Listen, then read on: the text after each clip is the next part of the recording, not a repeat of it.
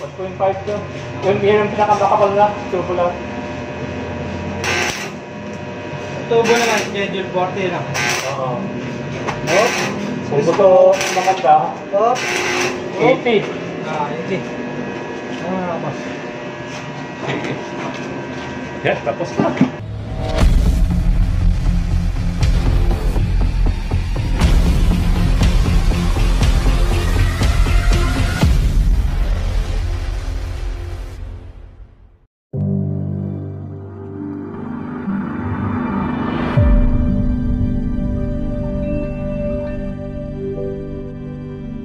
Yan, nandito na naman tayo para ipagpatuloy ang ginagawa natin. Nayari na natin yung barrel bolt, gagamit na. At mayroon na ring kandado. Sa ngayon, ipagpapatuloy natin yung ginagawa natin. Yan, naka-extra ka pa. Yan, kaway ka para makita ka sa YouTube. Hindi ka pa ba nakasubscribe sa akin? Oh, kumaway ka na para makita ka sa YouTube. Oo, nakapag-subscribe ka na ba sa akin? Marami ka na sasabit. Oo, marami na. Yung makita na dyan. Ah? Makita na. Hindi pa, wala pa. Hindi pa kumonetize. Okay, tapos na itong ating barrel bolt. Lalagyan na natin yan ng mga pahiga para lalong tumibay. Yung mga gumagawa dito. Yan, hindi lang naman akong gumagawa dito. Oh bro, naka-video kayo.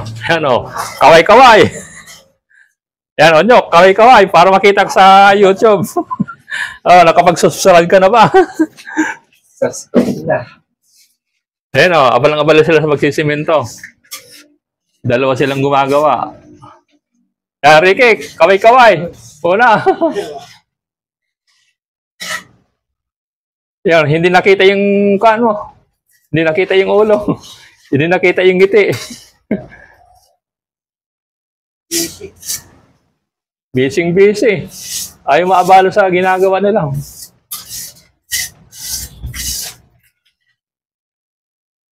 Yan, malapit ang break time. 10 minutes na lang. Yan ang inaabangan ni Onyo kanina pa. Ako supplier ng simento. Sabi, ang tagal daw ng alas 10. Gustong-gusto nung magmerienda. Ayan. Sayang, hindi niyo nakita kung paano ko kinabit ang mga ito. Kasi akala ko naka-on na yung aking video recorder. Yung pala naka-off. Di bali, meron pa namang natitira na pagkakabitan. Yan ang ipapakita ko sa inyo kung paano ikabit yung mga ganito. At ipakikita ko rin sa inyo yung mga bagong gamit ko. Yung tinatawag na angular clamp. At yung magnetic angular. Yan o, magnetic angular. Dalawang klase yun. Yung isa, angular clamp. Yung mayroong kang pinipihit. Tapos yung magnetic angular, yung ipapatong mo lang. Yan, ipakikita ko sa inyo kung paano gagamitin ang mga ito. Ang mga ito, malaking tulong sa akin.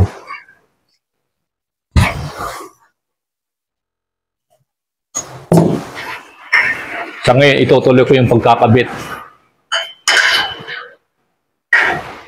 Susukatin lang natin to.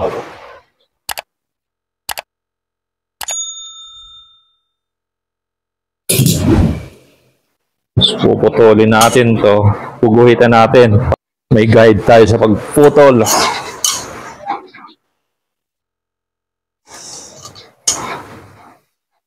Pag wala tayong guide sa pagputol, hindi magiging maganda ang putol natin yan. Kailangan kasi maganda yung pagkahawak mo. Pag hindi mo pinantayan, naiiba yung angle niya.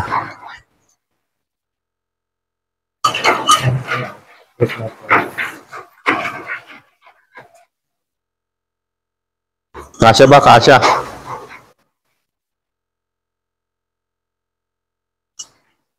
Yun.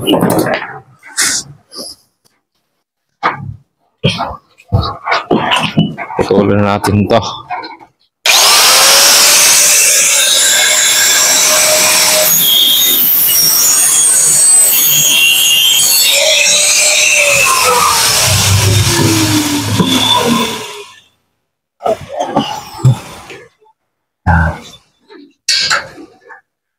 maganda yung pagkaputol natin, halos eksaktuhan.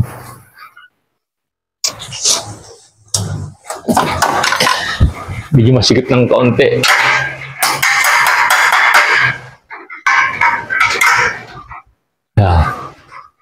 Ang gagamitin na lang natin dyan yung magnetic, yung angular magnetic. Papatong lang natin dyan yan. Automatic, nakakuha na yan, naka-eskwalado na yan. Ang kagandahan nito, kahit mo sagi, hindi siya malalaglag kasi nakakapit sa magnet. Ang gagawin natin, i-welding na natin to. Siyempre, susot natin yung ating welding mask na auto darkening.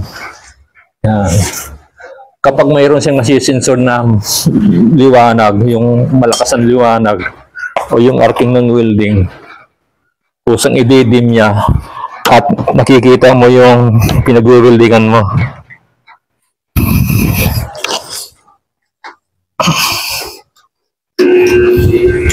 Yan. Ngayon, kitang-kita mo yung bini-welding mo. So, usang mag-spark ko, kusang mag-cookan siya. Kusang i-dim niya. Katapos ang makikita mo lang yung welding lang. Yung arcing, yung pinag-weldingan mo, kita mo.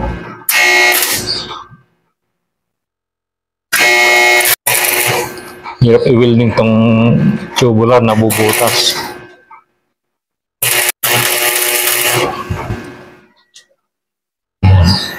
Makikita natin yung mamaya.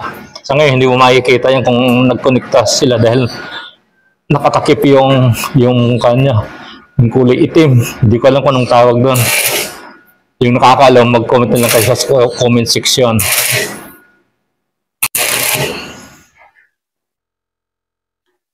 Gagawin natin, titik-tik natin. Kung nag-connect yung dalawang bakal,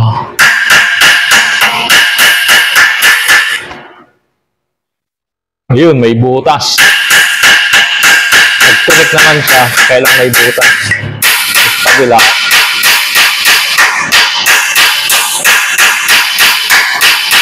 Nag-connect siya, kailang may butas. Kung hindi magandang connection yan, pag pinakita, malalaglag yan. Ayan, may butas siya.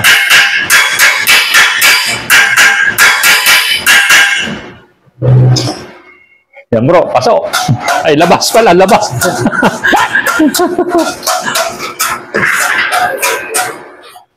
Yan, manipis siguro yung ating tubular kaya nabubutas.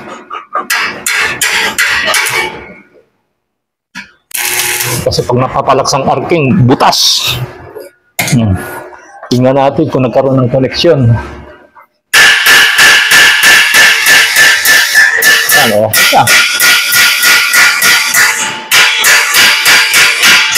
Koneksado na siya. Hindi na yung basta-basta matatangin. Yan. Pagpupukin yan. Yan. Ganyan yung building. Kasi martilyuhin mo yan. Ayun. Pag tinira mo sa likod, lalong titiba yan.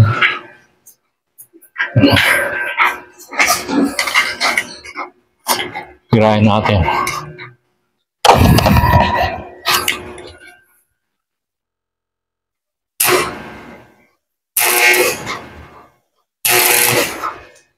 Alam ko na sa likod pala titirahin.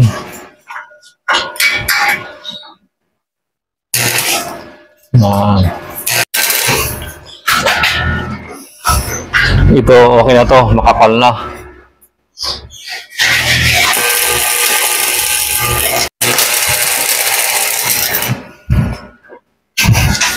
Akala ko ba ispat-ispat lang? Bakit nag-pull-win? Wala, ganun talaga.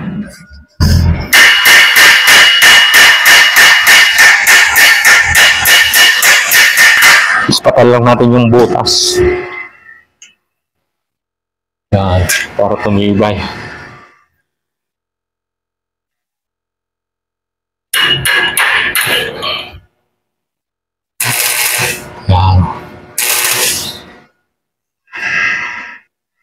wala na yan.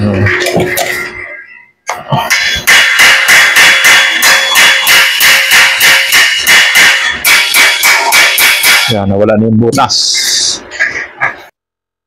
Hindi ko na makikita kung paano natin welding. Nakita naman nyo kung gaano kahirap mag-welding. Yan. Di bali, ipakikita ko naman ng buuhan yan. Para makatipid tayo sa video. Para hindi humaba ang video natin. Puputulin ko muna yung video. Pagkita ko mamaya yung kabuuhan. Makikita ko sa inyo na mas madaling i-welding yung makapal na chopolar. Yung ginamit kasi natin kanina, manipis yung chopolar.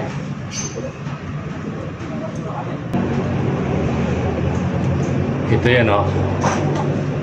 Nakikita nyo dyan, yung pagkakaiba. Yung isa manipis, yung isa makapal. Yung gamit natin kanina, ganitong manipis. Kaya pag nag-welding tayo, nabubutas. Samantalang ito, hindi basta-basta nabubutas.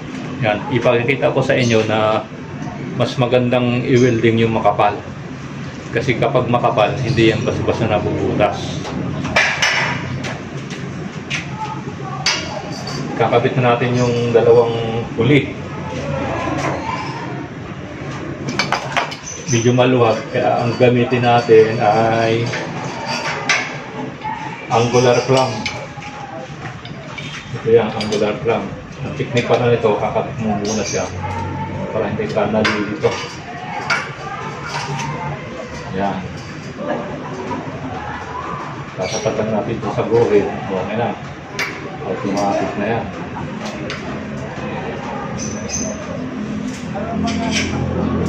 Ito naman,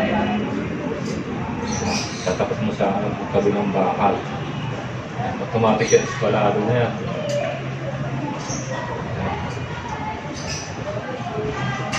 I-welding na natin. Uunahin ko dun sa loob para hindi natitimsikan ng welding yung ating angular clamp.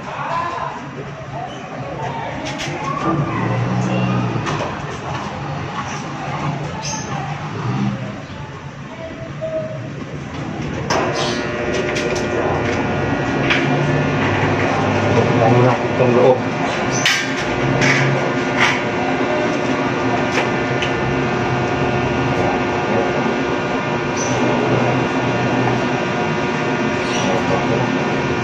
Magandang i-welding ito ngayon dahil makapal.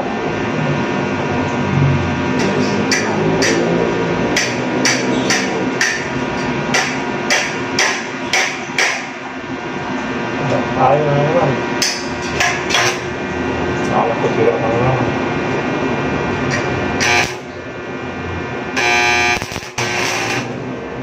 Tignan natin kung nag-connect na.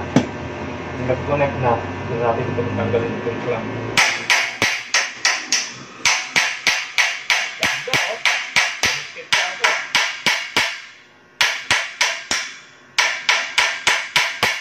Kabila, kulang pa, baka matanggal pa.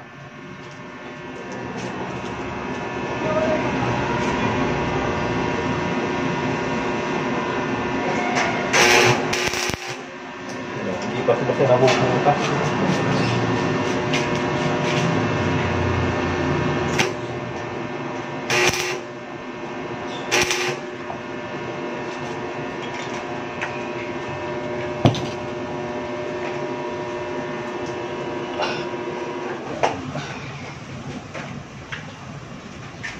Tingnan natin, magandang koneksyon.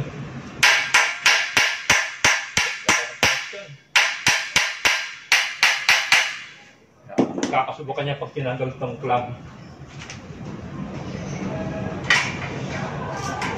Yan.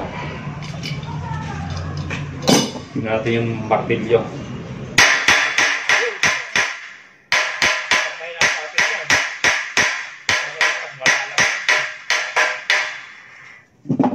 Kanina, ganito lang pinangpupukpuk natin, nalalaglag na. Kita naman ninyo, martilyo yung ginagamit natin, hindi siya nalalaglag.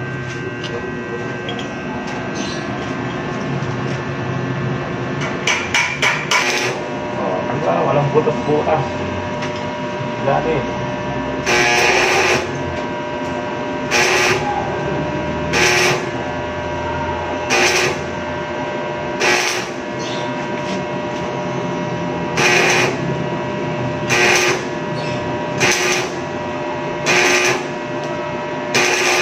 Kasi i-welding pag makakalo.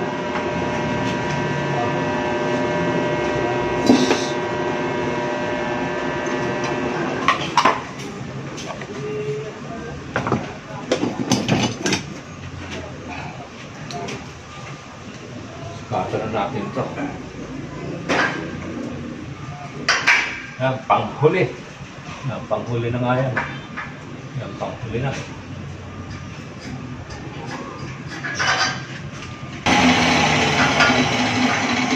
Dito na yan, oh.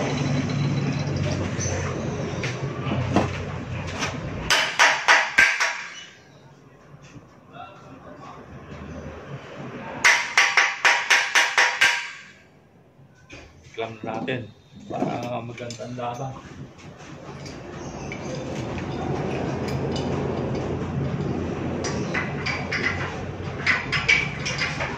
Labas natin lang yung clam.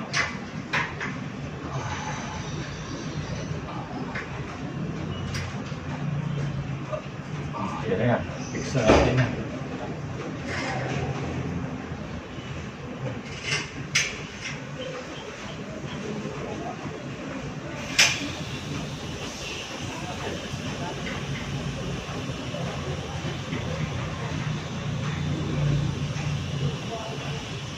Yan. Yung pantay. Oh, building mo na natin para makatapos na tayo.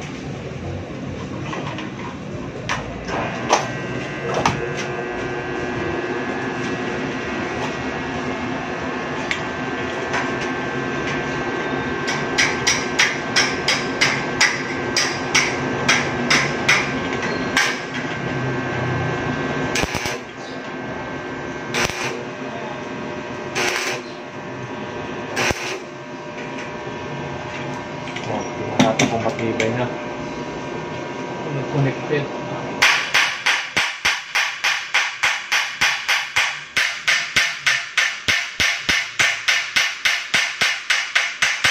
Connected na siya. Subukan natin.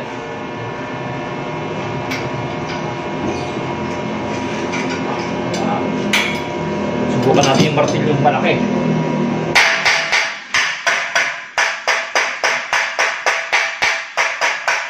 Tibay. Makapal kasi yung nagamit natin.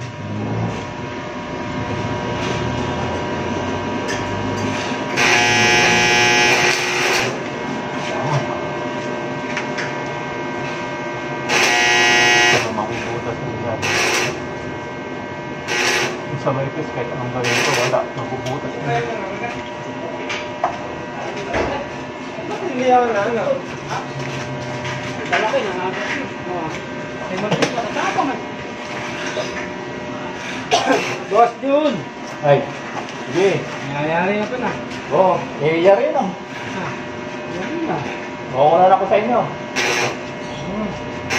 Ilang araw na yan ah. Ha? Ilang araw na. Eh, paano tataga? Eh, maya-maya, may tumatapos sa akin. Eh, dami mo ang trabaho eh na. Oh, dami na. Mabuti nga, walang gamit tatawag ngayon.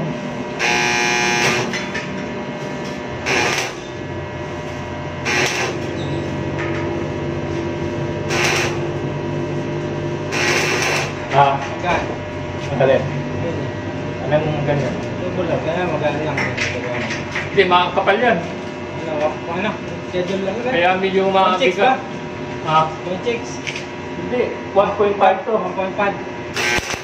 Kung yung prinsip na ko, hirap i-welding yun. Ay, 1.6 ba? Pala. 1.5 to. Yun ang pinakamakapal na. Turbo lang. Tubo naman, schedule 40 lang. Oo. Nope. Kung gusto maganda, Top. 80. Ah, hindi. Mas. Sige. Yan, tapos na. Yan, tapos na yung ginagawa natin. Yan, meron na siyang barrel bolt. Naikabit na natin yung barrel bolt.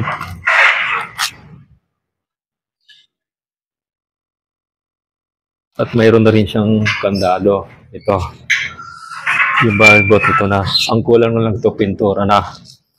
Tapos, Nalagyan na natin ng pahalang. Yan. Ang gagawin natin yan, pipinturahan natin yan para tumagal siya. Yan o. Makikita nyo hanggang sa itaas. Yan o. Nakompleto na natin yung ating steel door gate, steel door grill.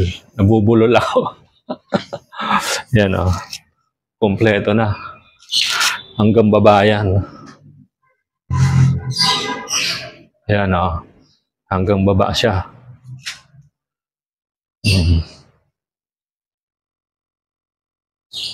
Yan, kumpleto na yung ating steel door grill. Kumpleto na yan. Meron ng susian. Ang gagawin natin, isususi natin yung ating steel door grills.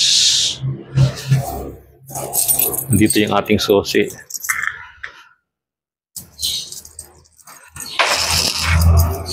Nalaglag pa yung mga pera natin. Yan. Nadagdagan yung aking mga susi. Yan, sususiin natin yan. Yan o. Ito na yan o. Yan. Oh, hindi na yan o. Hindi na yung mabubuksan o. Tapos, tanggalin natin.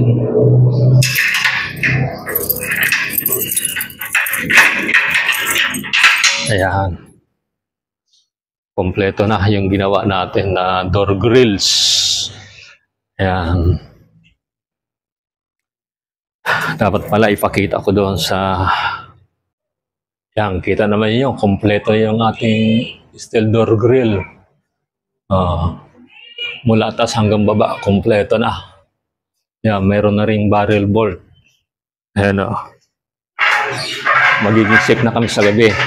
Kaya nga, dahil tapos na itong ginawa ko na steel door grill, magpapaalam muna ako at magkita-kita na lang tayo sa susunod na video na ginagawa natin. Yan. Manatili yung suportahan ng ating YouTube channel para marami kayong matutunan sa ating mga ginagawa, sa ating mga ina-upload na mga video. Hanggang dito na lang ang ating vlog. Magkita-kita na lang tayo sa susunod na pag-upload natin ng panibagong video.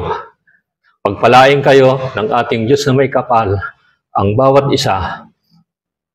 Bye-bye!